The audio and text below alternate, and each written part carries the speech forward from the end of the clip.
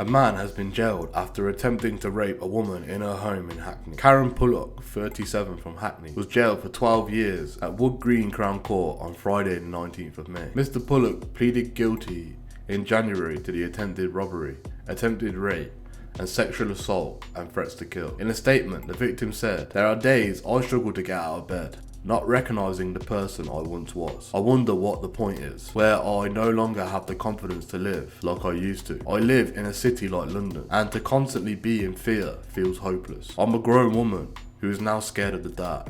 I feel embarrassed trying to make plans to see friends, or client meetings, or having to work around this. In the winter months, it makes it basically impossible." The harrowing incident unfolded after Mr. Pullock, who lived in the same block of flats as the victim, entered her home through an adjoining attic on the 30th of June 2022. The victim returned home later that day, noticing the blinds had been drawn and her dog was unusually quiet. Mr. Pullock emerged from a dark room with a knife, grabbing the victim as she tried to fight him off. He overpowered her and held a knife to her throat, threatening to kill her if she continued to scream. He then took the victim into her bedroom, tied her to a chair and demanded money. He began to cut the victim's clothes off before sexually assaulting her and attempting to rape her. Shortly after, Mr. Pullock called the police, confessing to the incident. Officers immediately attended the scene and arrested him. Following extensive inquiries, including a thorough search of Mr. Pullock's home address, officers discovered that he had attached his phone to the peephole of his door so that he could monitor the victim's movements. Mr. Pullock was subsequently charged with a number of offences in connection with the incident before being remanded in custody. Mr. Pullock is a truly dangerous individual who planned a terrifying attack on the victim for no reason other than his own gratification. I'm glad that he pleaded guilty and spared the victim from having to relive the experience at court, Detective Sergeant Matthew Cooksey said.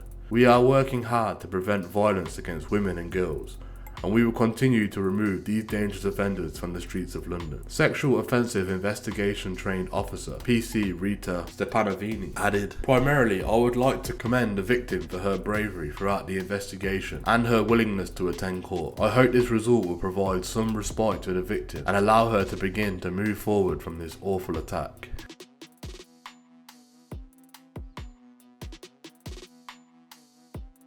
A judge has accepted that a much-loved man, held in high esteem by his family, had contended to trauma in his life, but she had to deal with him after his fourth drug conviction and jailed him for 5 years and 6 months. Rudolph Garnett turned to drugs after being plagued by his family bereavement and illness, Bristol Crown Court heard. He was then caught with Class A drugs, and as a fourth strike offender, he risked a minimum 7-year prison sentence. The 33-year-old from Lena Street pleaded guilty to possessing with intent to supply cocaine and diamorphine. He also admitted possessing cannabis. Judge Miora McMillan told him, "You are a 33-year-old man who I have to sentence for a very serious offence. In some senses, there are two people before the court today. One is a kind, intelligent family man, described as a good, caring and loyal. You are much loved by your family and much relied upon." Kegley Taylor, prosecuting, said the police detained Mr. Garnett in fish ponds and found him with wraps of heroin, crack cocaine, as well as a cannabis flowering head and £2,160. A search of his address uncovered more packages of heroin and cocaine,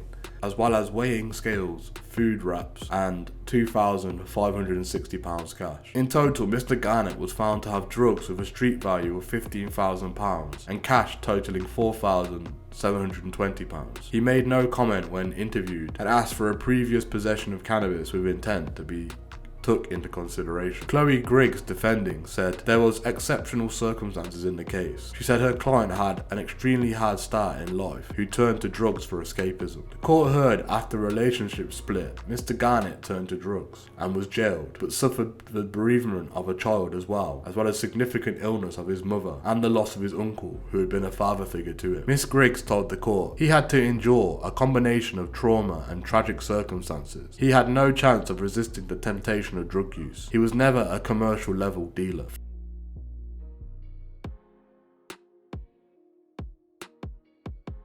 Three men have been found guilty of the murder of Adnan Seller, who was brutally attacked in Westminster on the 11th of June 2022. Adnan, who was 28, was targeted after receiving messages on Snapchat a week prior, alleging his involvement in another stabbing incident. An investigation by specialist crime detectives identified the culprits as Stephen Woods, Majid Kabiri, and Fadal Dabous. The court heard that each of them had a role to play in the planned attack and knew exactly where to carry it out.